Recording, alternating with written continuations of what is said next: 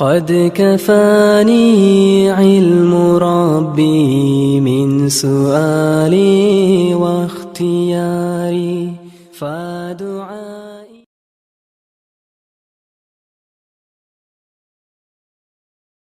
Assalamualaikum warahmatullahi wabarakatuh. Alhamdulillahirrabbilalamin, luar biasa semangatnya nih. Walaupun saya yakin mungkin rata-rata tadi sahurnya masih pada sendiri-sendiri. Tapi mudah-mudahan Ramadan kali ini adalah tahun terakhir kita sahur sendiri. Amin. Tahun depan sahurnya berdua sama teman kos-kosan. Amin ya.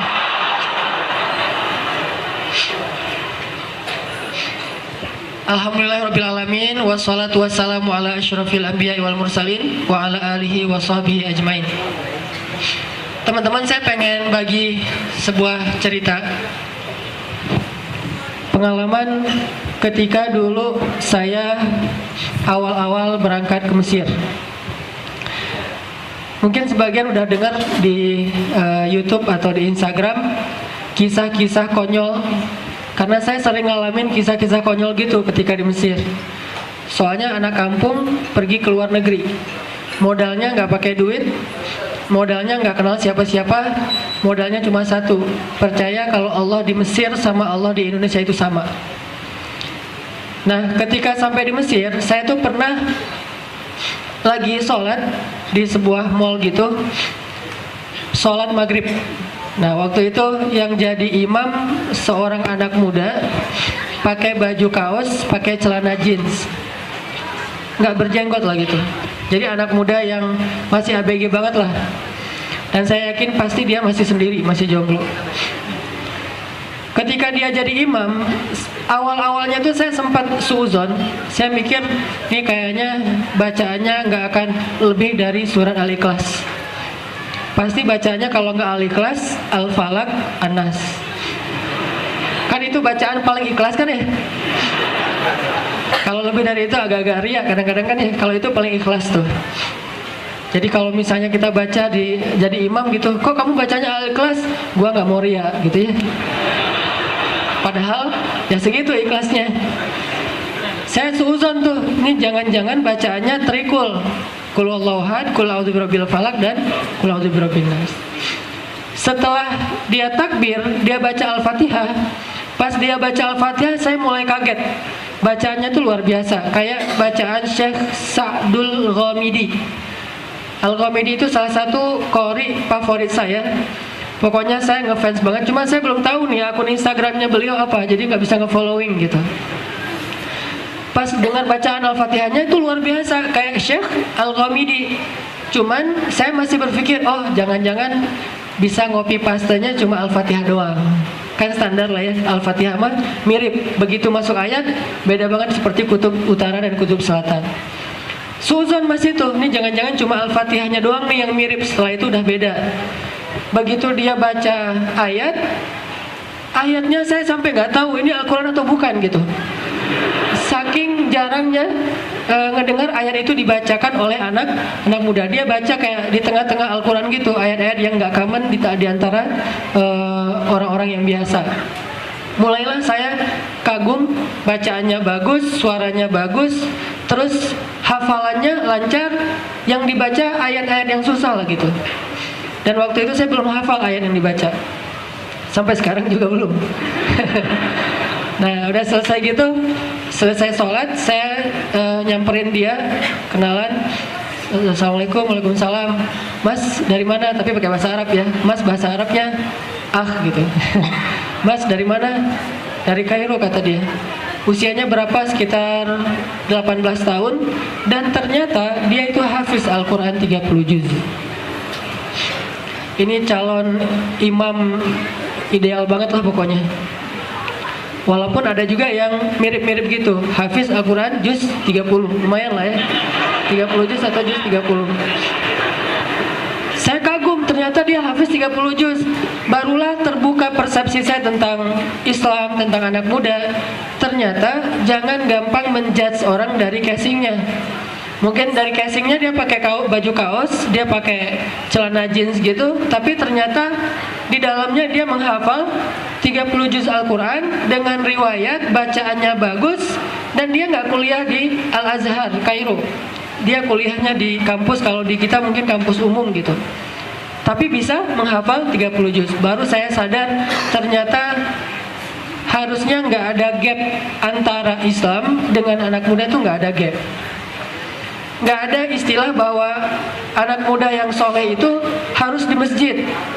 Selain di masjid berarti dia nggak soleh. Walaupun di masjid, insya Allah itu ciri-ciri kesolehan. Cuman bukan berarti yang di luar masjid nggak soleh.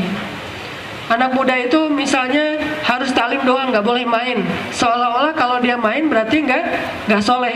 Walaupun ikut taklim, ciri-ciri kesolehan. Tetapi yang main juga belum tentu nggak soleh.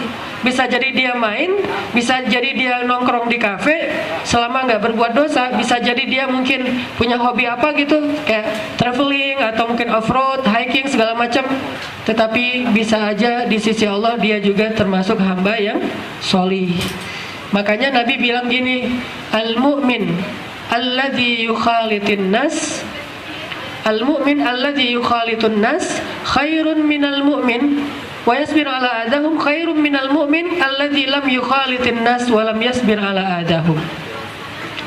Orang mukmin yang bergaul dan bersabar atas gangguan manusia itu lebih baik daripada mukmin yang nggak bergaul dan nggak sabar atas gangguan manusia. Dua-duanya baik kan? Tapi yang bergaul lalu sabar itu lebih baik. Artinya cewek-cewek sosialita, dia suka jalan sama temannya, dia suka nongkrong sama temannya, dia eksis mungkin di sosmed, tetapi menjaga batasan-batasan syariatnya. Lalu dia bersabar atas gangguan orang lain, kayak sabar dengan komen-komen yang haters gitu. Ngapain sih gitu-gitu amat? Masa ibadah kok diposting segala macam misalnya. Dia ngerasa kayak terganggu dengan komentar-komentar orang lalu sabar. Itu lebih baik daripada orang yang beriman, soleh sendiri, nggak bergaul dan tidak bersabar terhadap gangguan manusia. Walaupun kedua-duanya orang soleh. Saya jadi paham ternyata jadi anak muda yang soleh itu gak harus meninggalkan semua hobi-hobi dia yang asik dalam kehidupan sehari-hari. Dia tetap bisa jadi anak skate dan ke masjid. Dia tetap bisa jadi anak motor dan ke masjid. Dia tetap bisa jadi anak BMX dan ke masjid. Dia tetap bisa jadi anak komunitas dan ke masjid.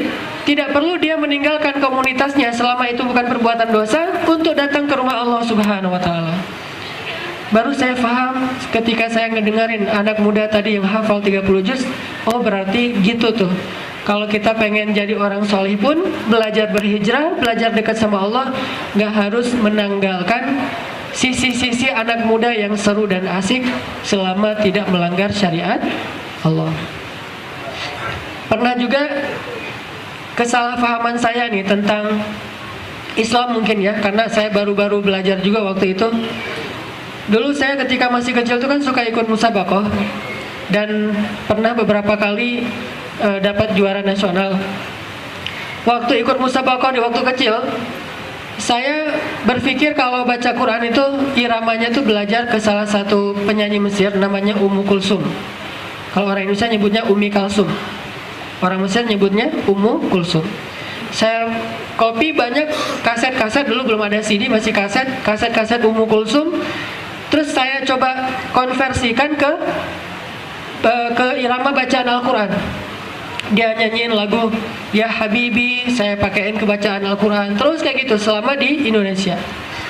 Pas sudah sampai di Mesir, sekitar sebulan pertama, hal pertama yang saya lakuin ketika sampai di Mesir itu nyari kaset originalnya Ummu Kulsum. Saya pergi nih ke toko-toko buku gitu.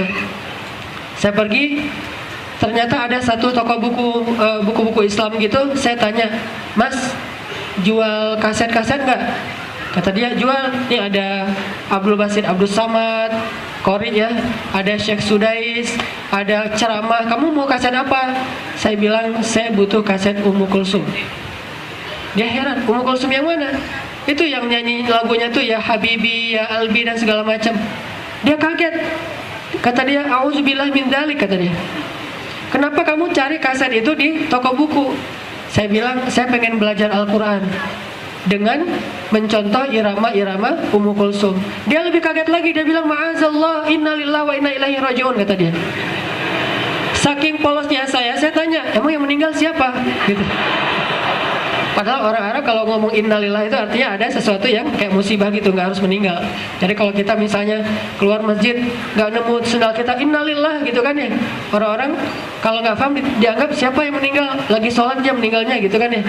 Dia nanya, kenapa kamu belajar Al-Qurannya ke Ummu Kulsum? Saya bilang, kan Ummu Kulsum itu bacaan iramanya bagus, sehingga saya pakai untuk membaca Al-Quran. Kata dia, enggak, kamu salah referensi. Ummu Kulsum adalah penyanyi biasa yang nyanyi lagu-lagu cinta-cinta gitu, dan nggak sama dengan membaca Al-Quran. Kalau kamu pengen belajar Al-Quran, kamu belajar ke Siddiq Al-Manshawi, Abdul Basit Abdul Somad, dan seterusnya. Baru saya paham. Jadi banyak banget hal-hal yang selama ini kayaknya saya bentur-benturkan atau saya mix secara nggak jelas antara Islam, kemudian dengan anak muda, antara realitas dengan idealisme, antara hak dengan batil. Itu karena saya belum paham. Sehingga kalau teman-teman pengen belajar hijrah, pengen memperbaiki diri, hal pertama yang harus dilakuin adalah banyak-banyak mencari ilmu di majelis-majelis para ulama. Makin kita ngerti ilmu agama, makin kita tahu batasan-batasan yang mana yang boleh, mana yang nggak boleh. Dan di antara batasan itu kita lebih dinamis. Oh, ternyata ini mah masih diberikan keringanan oleh Allah. Ternyata ini asik-asik aja. Ternyata ini nggak melanggar syariat. Oh, ternyata ini walaupun dianggap remeh tapi membahayakan, bisa mengotori hati dan seterusnya. Artinya teman-teman yang dirahmati Allah Subhanahu wa taala, kalau kita pengen berhijrah, pengalaman saya, awalilah hijrah kita dengan ilmu. Awalilah hijrah kita dengan belajar. Awalilah hijrah kita dengan duduk di dalam majelis para ulama.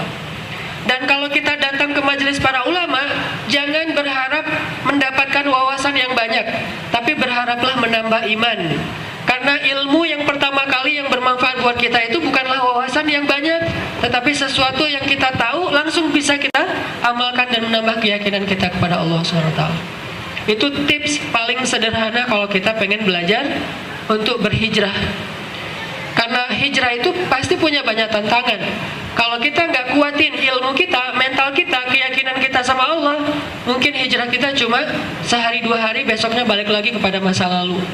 Kita butuh support iman, kita butuh mental kuota iman yang besar, supaya kalau kita ngadepin masalah-masalah dalam perjalanan hijrah, kita siap.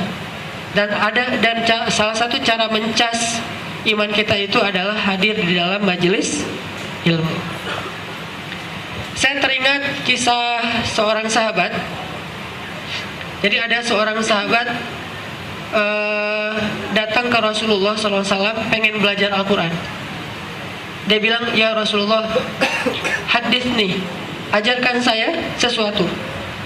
Karena Rasulullah waktu itu kayaknya sibuk banget. Akhirnya Rasulullah meminta tolong kepada sahabat yang lain, asisten beliau yang ngerti Al-Quran, namanya Abdullah bin Mas'ud. Abdullah bin Mas'ud ini, by the way, mirip sama Imam Syafi'i. Sekali baca langsung hafal, sekali dengar sesuatu langsung hafal. Teman-teman tahu surat di dalam Al-Quran yang paling panjang? Surat apa? Al-Baqarah. Nah, sekarang ada lagi surat di dalam Al-Quran yang paling panjang dan turunnya sekaligus. Kalau Al-Baqarah paling panjang tapi turunnya nggak sekaligus, dicicil gitu kan. Kadang turun di Mekah, ada yang turun di Madinah, walaupun mayoritasnya di Madinah. Ini ada satu surat di dalam Al-Quran itu paling panjang dan turunnya sekaligus. Ini ada Hanan cilik nih. Sama-sama pakai kupluk. Surat apa? Surat Al-An'am. Jumlah halamannya sekitar 11 lembar setengah. Jadi 1 juz lebih dikit. Al-An'am. Bayangin 1 juz lebih sedikit. Ketika surat Al-An'am turun kepada Rasulullah SAW, Rasulullah ngebacain di hadapan para sahabat sekaligus dari ayat 1 sampai selesai. Selesai Nabi baca, Abdullah mengatakan, ya Rasulullah, saya udah hafal. Rasulullah takjub, ya Abdullah kamu udah hafal? Ya Rasulullah, coba kamu baca. Maksudnya baca dengan hafalan tanpa melihat. Karena dulu kan nggak banyak yang nulis Quran ya, rata-rata mendengar dan menghafal. Dibacalah Al-Quran surat Al-An'am dari ayat 1 sampai selesai oleh Abdullah bin Mas'ud, nggak ada satu huruf pun yang keliru. Itu hafalannya luar biasa ya. Sama kayak Imam Syafi'i, kalau baca buku itu kan satu halamannya ditutup kan, karena khawatir kehafal. Jadi kalau baca buku tuh kenapa ditutup? Saya takut kehafal gitu kan ya. Kalau kita buka lebar-lebar takut lupa kan, susah menghafal. Jadi Abdullah bin Mas'ud, Abdullah bin Abbas, Imam Syafi'i, Al-Bukhari itu nggak ngerti arti lupa. Jadi kalau ada ngomong ke dia, aku kemarin